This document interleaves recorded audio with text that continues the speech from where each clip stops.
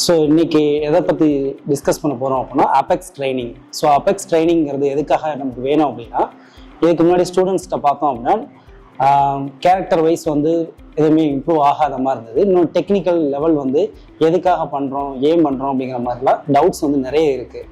So அது ஒரு சின்ன ஒரு டிரான்ஸ்ஃபர்மேஷன் வேணும் அப்படிங்கிறதுக்காக தான் நம்ம வந்து இந்த மாதிரி பிளேஸ்மெண்ட் ஓரியன்ட் கோர்சஸ் வந்து கரிக்குலம்க்கு அப்பார்ட்டாக நம்ம வந்து சேர்த்துருக்கோம்.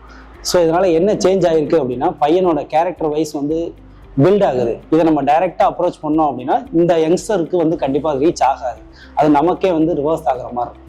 ஸோ அதுக்காக இவங்க என்ன டெக்னிக் யூஸ் பண்ணுறாங்க அப்படின்னா, ஆக்டிவிட்டிஸ் ஓரியன்ட் லேர்னிங் அப்படிங்கிற மாதிரி கான்செப்ட் கொடுக்குறாங்க. இப்போ எக்ஸாம்பிள், இப்போ இன்னைக்கு ஒரு கம்யூனிகேஷன் ஸ்கில் இருக்குது அப்படின்னா, கம்யூனிகேஷன் ஸ்கில் இப்படி இருக்குது, நீங்கள் டெவலப் பண்ணணும், கம் ஃபார்வர்டு அப்படின்னா வரமாட்டான். ஸோ அப்போ அது ஒரு ஆக்டிவிட்டி ஓரியன்டாக அவனுக்கு ஒரு விளையாட்டு மூலியமாக புரிய வச்சோம் அப்படின்னா அவனுக்கு அது கொஞ்சம் ஈஸியாக இருக்குது, முன்னாடி வந்து ஃபார்வர்டாக வரான்.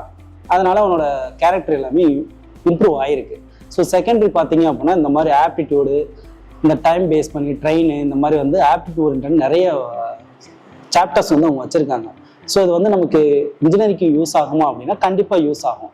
ஏன்னா நம்ம இந்த ஃபீல்டில் நம்ம எங்கே போனாலுமே வந்து இந்த டாபிக்ஸ் எல்லாமே இருக்காது.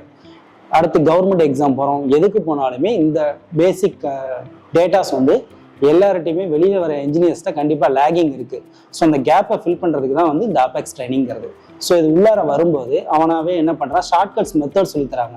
எடுத்தோடனே வந்து ட்ரெயின் சம் இருக்குது, இவ்வளோ கிலோமீட்டர் பெர் ஹவர் போகுது, இதான் ஃபார்முலா, இதுபடி நீ அப்ளை பண்ண அப்படின்னா அவனால் லேர்ன் பண்ண முடியாது.